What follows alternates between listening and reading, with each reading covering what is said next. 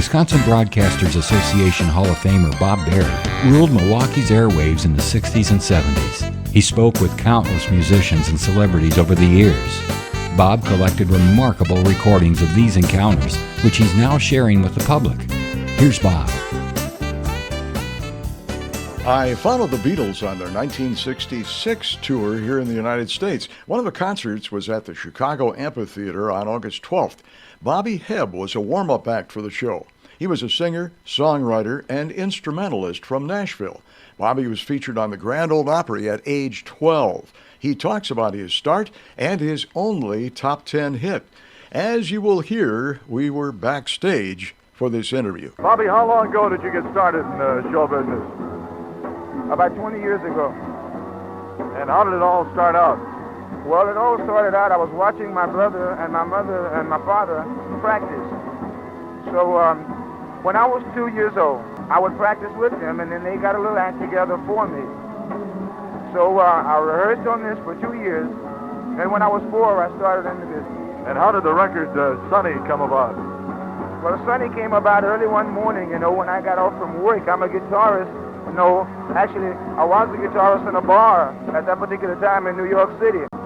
So I was very tired and I couldn't sleep. I was very depressed. I was walking and pacing the floor.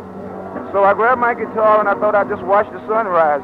And all of a sudden I got this idea for a song because I was really in love with a girl named Sonny. And as I was watching the sunrise, well, the words, they just flowed. And I wrote it in about 45 minutes, about 15 verses.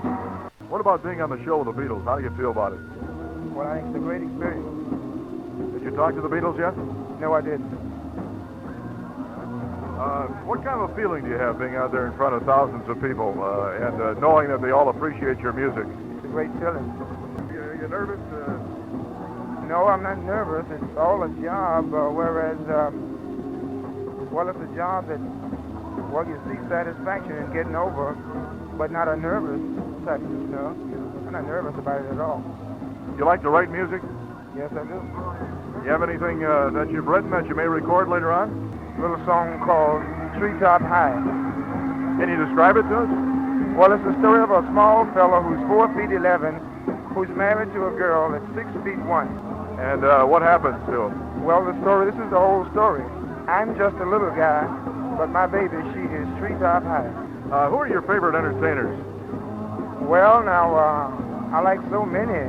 Anywhere from, Jimmy Reed, Beethoven, anywhere between. Sonny, I'm Bobby Hebb.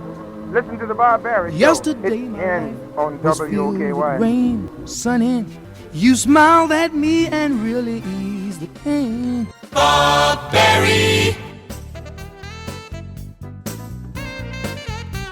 Thank you for listening to Bob Berry's Unearthed Interviews. Be sure to subscribe and rate our podcast on iTunes or wherever you find your podcasts.